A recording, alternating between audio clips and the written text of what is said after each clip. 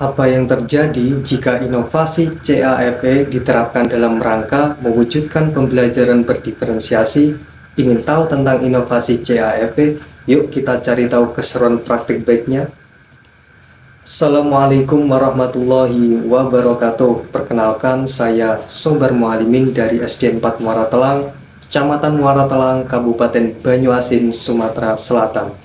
Bapak, Ibu guru di seluruh penjuru tanah air tercinta, izinkan saya untuk berbagi praktik baik yang telah saya laksanakan dalam rangka mewujudkan pembelajaran yang berpihak pada murid, yaitu pembelajaran berdiferensiasi. Adapun latar belakang dari praktik baik ini adalah saya membutuhkan sebuah wadah yang tepat dan masuk akal dalam memfasilitasi ruang gerak peserta didik sesuai dengan kesiapan, minat, dan profil belajar murid. Mengapa CAFE penting? Agar murid dapat terfasilitasi dan terlayani dengan baik, sehingga terciptalah pembelajaran yang berpihak pada murid, karena hakikat dari pembelajaran berdiferensiasi adalah berpusat pada murid. Apa arti dari inovasi CAFE? CAFE itu sendiri memiliki singkatan, yaitu C. Kreator, A. Ability, F. Fantasi, dan E. Elaboration. Kreator artinya setiap anak adalah seorang kreator. Mengapa? Karena setiap anak memiliki ability atau kemampuan yang telah terlihat samar-samar. Tugas kita sebagai guru adalah menuntunnya sesuai kodrat keadaan berdasarkan filosofi Ki Hajar Dewantara, agar kemampuan tersebut terlihat dengan jelas. Setelah kemampuan yang diharapkan terlihat jelas, peserta didik memiliki daya menciptakan sesuatu melalui angan-angan, yaitu yang saya sebut dengan fantasi. Dan melalui kegiatan elaboration atau elaborasi, peserta didik menuangkan hasil dalam bentuk tulisan, gambar, atau video secara cermat dan tepat. Lantas, bagaimana cara menghadirkannya di ruang kelas? CAFE dapat dibuat di dalam maupun di luar ruangan. Letaknya disesuaikan oleh kesepakatan guru dan murid. Bisa di sudut, di tengah, atau disandingkan dengan sudut baca. Yang terpenting dibuat semenarik mungkin. Dan dibuatkan papan nama yang bertuliskan CAFE. Boleh berupa poster atau desain lainnya, sesuai dengan kesepakatan guru dan murid.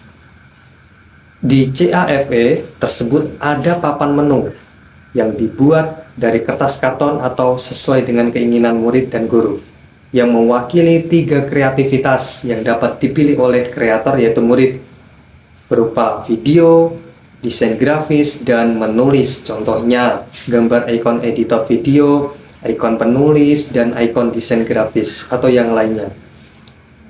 Gambar dan kegiatan tersebut bisa diganti sesuai dengan minat dan bakat peserta didik. Selain itu ada kartu memori yang saya beri nama SSD, yang berarti simpan semangatmu di sini, sebagai ruang penyimpanan hasil kreativitas ketika terkendala gawai ataupun jaringan. Di CAFE ini juga tersedia poster cerdas atau tangkas berinternet dari Google. Bagaimana cara membuatnya? Tahap praproduksi, menyiapkan alat dan bahan.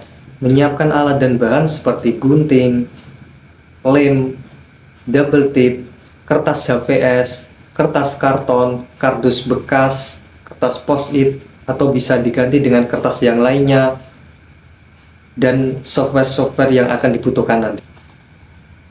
Tahap produksi, mendesain papan nama dan menu serta gambar dengan laptop.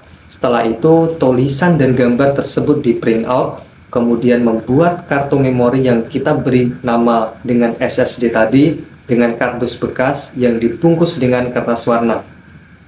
Selain itu, papan nama, papan menu, poster tangkas berinternet, SSD, kertas post-it siap ditempatkan sesuai dengan kreasi semenarik mungkin. Tahap pasca produksi, yaitu tahap mulai berkreasi. Guru dan siswa membuat kesepakatan mengenai waktu pelaksanaannya. Setiap murid berhak memilih menu sesuai dengan minatnya. Guru berperan sebagai fasilitator dalam pengembangan ide para kreator. Guru sebagai penuntun dalam menggunakan software-software yang digunakan. Apa tantangan dalam menjalankan inovasi ini? Yaitu jaringan internet. Murid belum memahami platform yang digunakan untuk membuat desain. Siapa saja yang terlibat dalam mencapai atau mewujudkan praktek baik tersebut? Pertama adalah diri saya sendiri, murid, kepala sekolah, rekan guru, dan orang tua.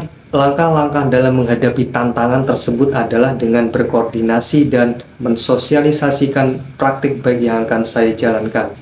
Strategi yang digunakan dalam menghadapi tantangan adalah menyediakan kuota internet, memanfaatkan SSD atau simpan semangatmu di sini untuk menyimpan hasil kreativitas murid, memotivasi murid untuk memanfaatkan gawai dalam setiap proses pembelajaran, melatih dan mendampingi murid dalam mengenal dan memanfaatkan platform-platform digital yang dibutuhkan. Sumber daya atau materi yang dibutuhkan adalah 1. Papan nama yang bertuliskan CAFE, 2. Papan menu yang dibuat dari karton atau kertas lainnya, 3. Kertas post-it yang dapat diganti dengan kertas lainnya, 4. SSD atau sebuah kartu memori yang kita sebut tadi di atas.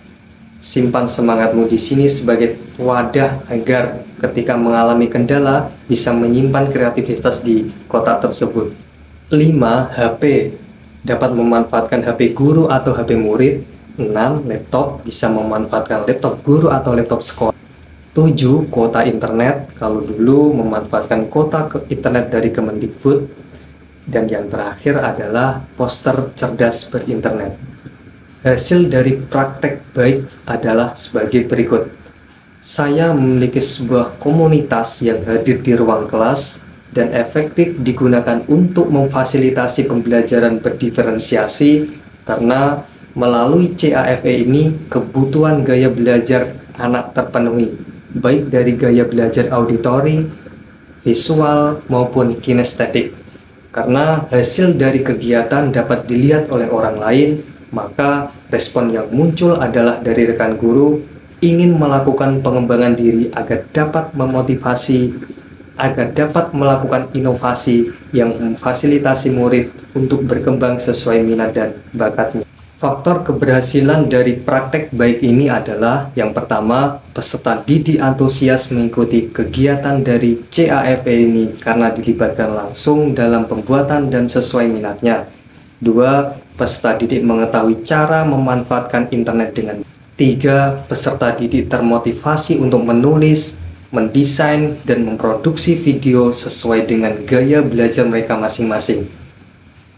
4. Peserta didik lebih percaya diri dalam menuangkan ide-ide yang mereka. Yang terakhir, peserta didik mampu menguasai aplikasi-aplikasi yang berguna dalam mendesain suatu gambar, video, atau yang lainnya. Sebagai penutup, sebelum video ini berakhir, ada pertanyaan penting yang harus Bapak Ibu Guru jawab. Apakah Bapak Ibu Guru tertarik dengan inovasi ini? Jika iya, ayolah Bapak Ibu Guru membuatnya. Boleh dalam bentuk lain. Pada intinya, kita sebagai guru harus menuntun peserta didik dengan memperhatikan kodrat alam dan kodrat zaman. Kita mulai dari diri sendiri, dari kelas kita sendiri. Ayo wujudkan pembelajaran yang berpihak pada murid. Merdeka belajar. Cukup sampai di sini. Sampai jumpa di video selanjutnya. Assalamualaikum warahmatullahi wabarakatuh.